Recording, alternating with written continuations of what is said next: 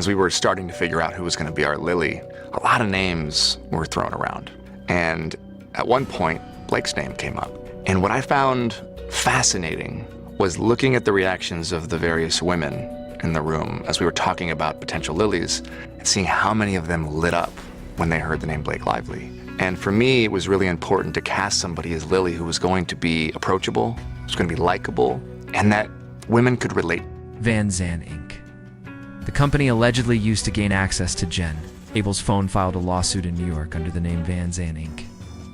V does 1 through 10 and subpoenaed. Jones threw it.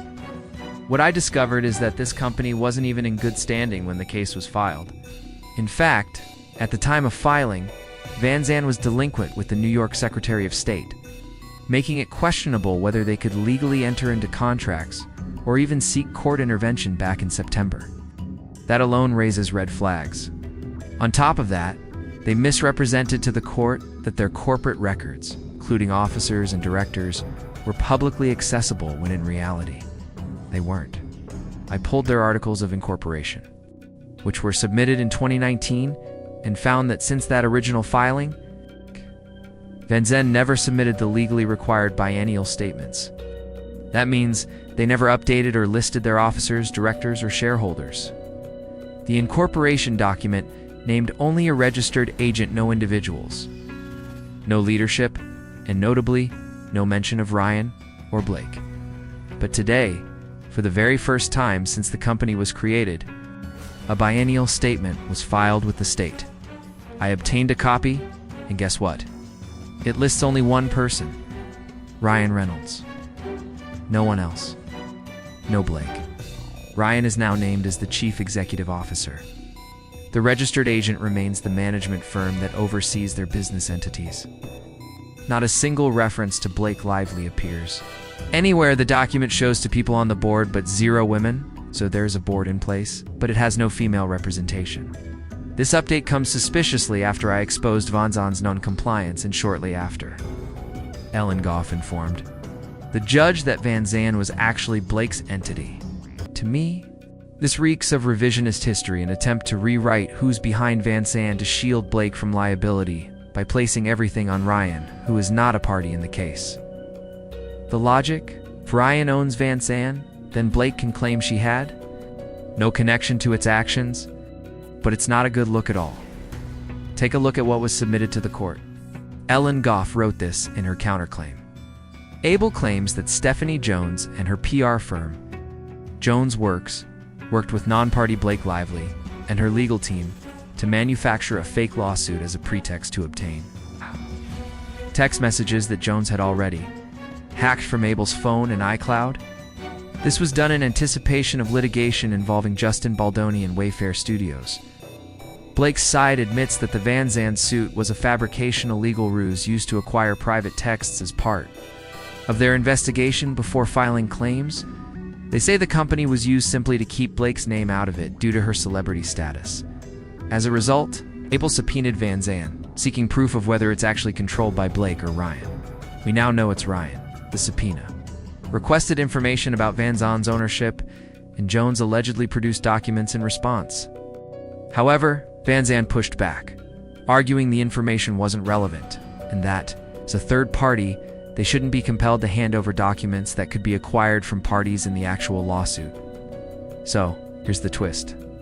They previously implied Blake was Van Zandt, but now, to dodge this legal obligation, they're flipping the narrative and insisting she's not involved, that Ryan runs the show. This is textbook courtroom maneuvering and a transparent attempt to avoid accountability. But even if Ryan is behind Van Zandt, that opens up an entirely new issue.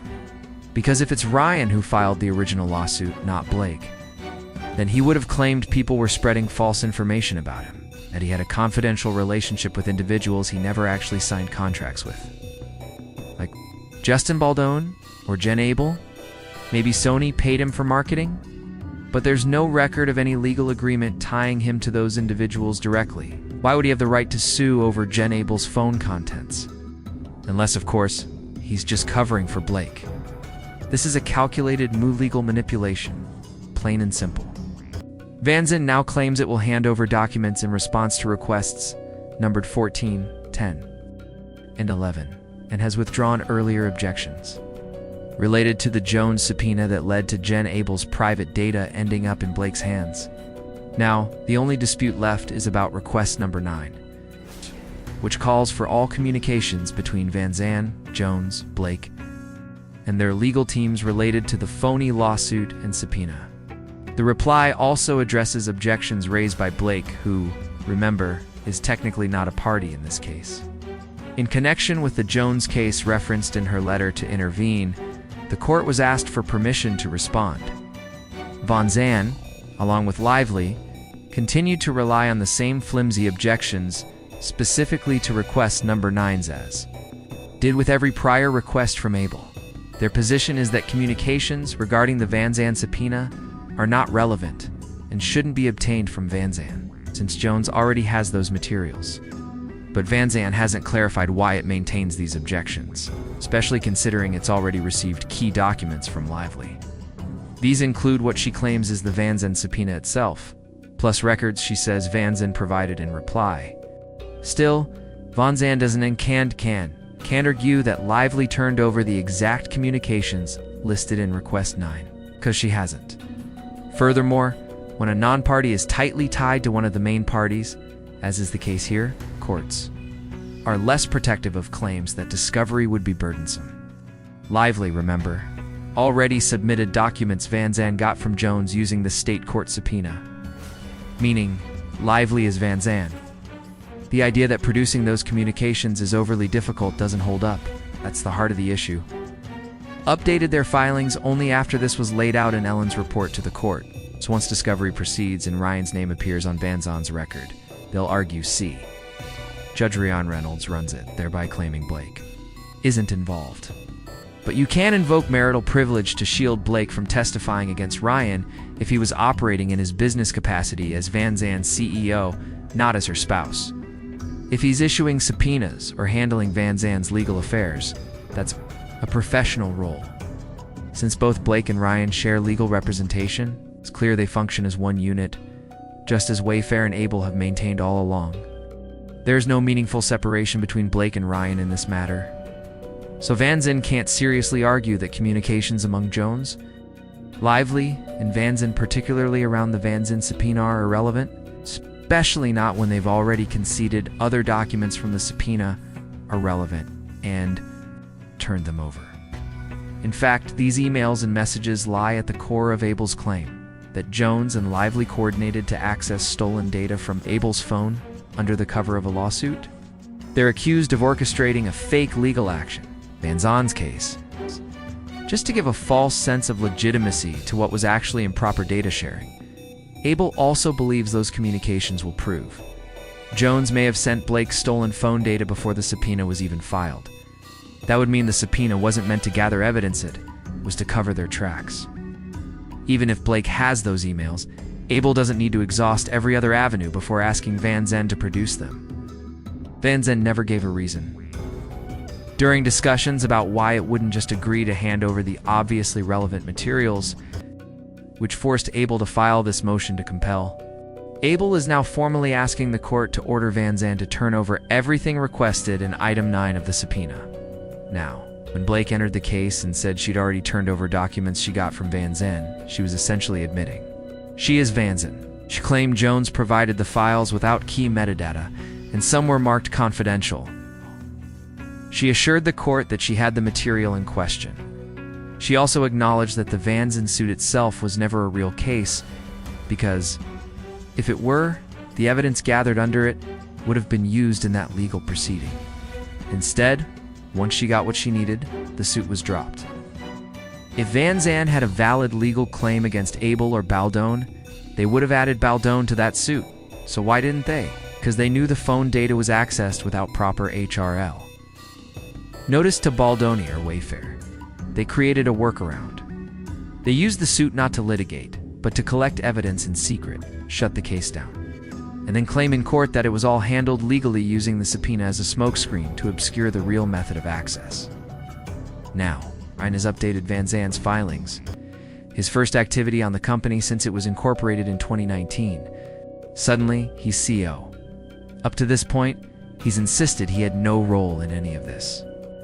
And Blake's attorneys have repeatedly said that in 2025, husbands don't speak for or represent their wives.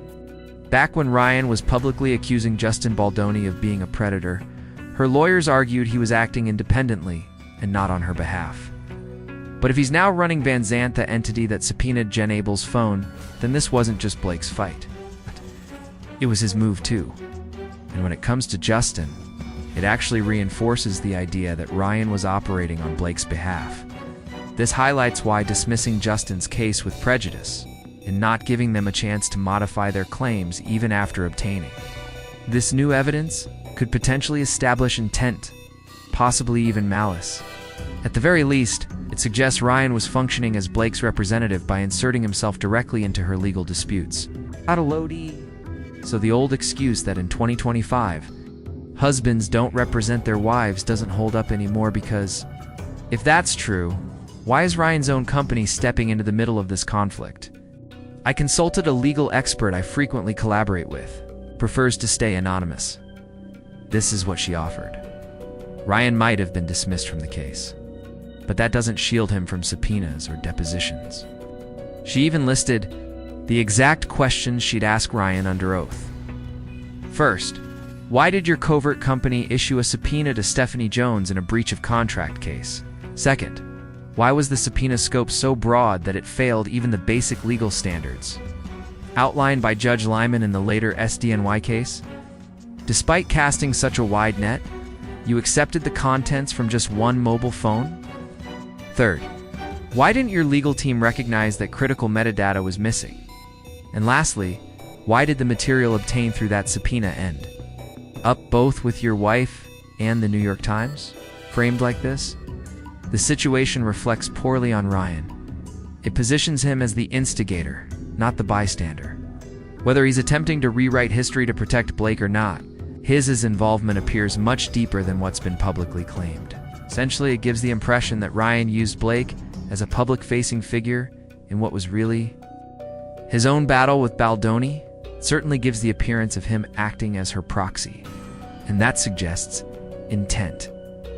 The attorney further stated that this entire episode reveals Blake and Ryan are operating as a coordinated unit with legal counsel, using shifting tactics to deflect scrutiny. She described it as a legal game of whack-a-mole where they keep rotating roles to dodge discovery.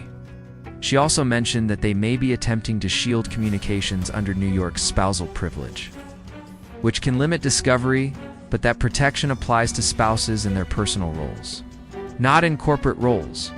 Since Ryan was acting as Van Zandt's CEO and not merely Blake's husband, spousal privilege wouldn't apply to conversations about company activities or subpoenas, in her view.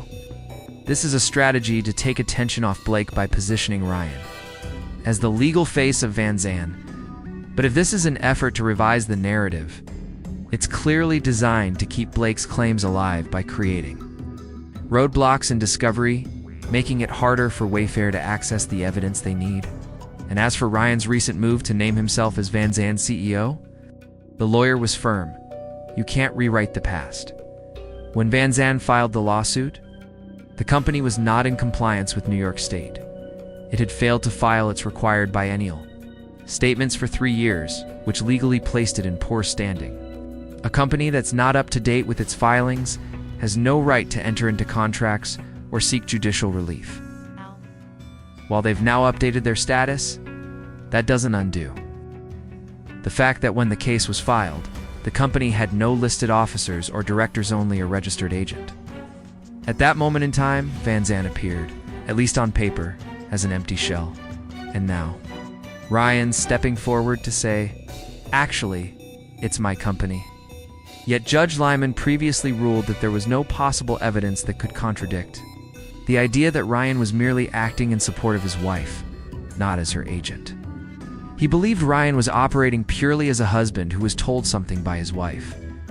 But did the judge have all the facts at that time? Did he know about the Van Zandt case?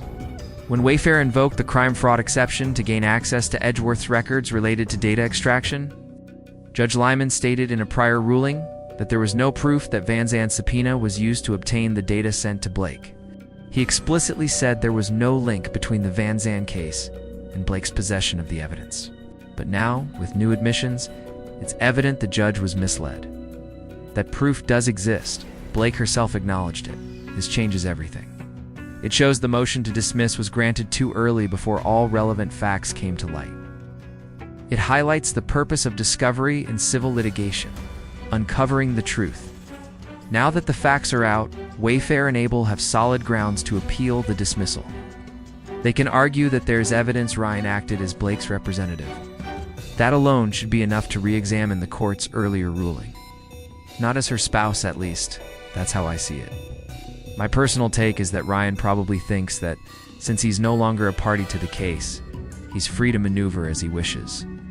He seems to believe that because the claims against him were dismissed with prejudice, there's no way they can come back and sue him again over the same allegations.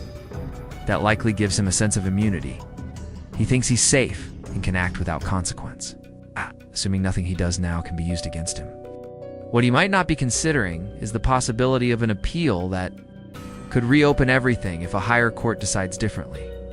I also suspect Ryan believes the current judge is sympathetic toward him, that no matter what he pulls, the judge will turn a blind eye.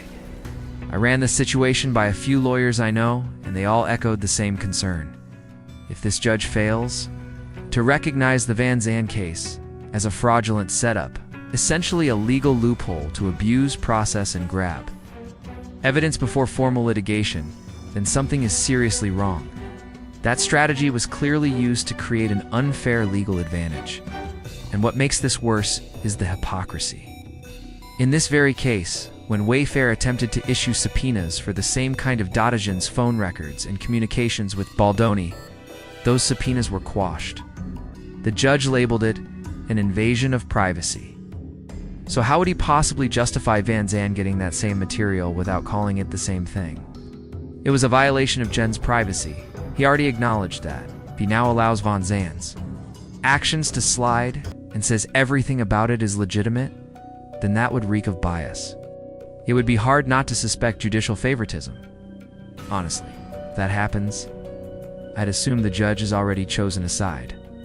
And if I were Wayfair, I'd take this straight to an appellate court. Whether they'll go that route, I don't. No, I haven't heard anything yet, but to me, this new evidence only strengthens the claim that Ryan and Blake acted maliciously. It further cements the notion that they're functioning as a legal unit, not just as a married couple, but as strategic partners. Ryan's fingerprints are all over this case, exactly like Wayfair has argued. Ow. And now that he's out of the case, officially, he feels emboldened to admit it. Yep, that was me. It gives off the vibe that he thinks he's gotten away with something, that he's fooled everyone. I can picture him now, reveling in that smug sense of victory, a classic case of what's known as duper's delight. But I genuinely hope he hasn't won, because if this plays out the way it seems, this is more than just unethical. To me, this feels criminal.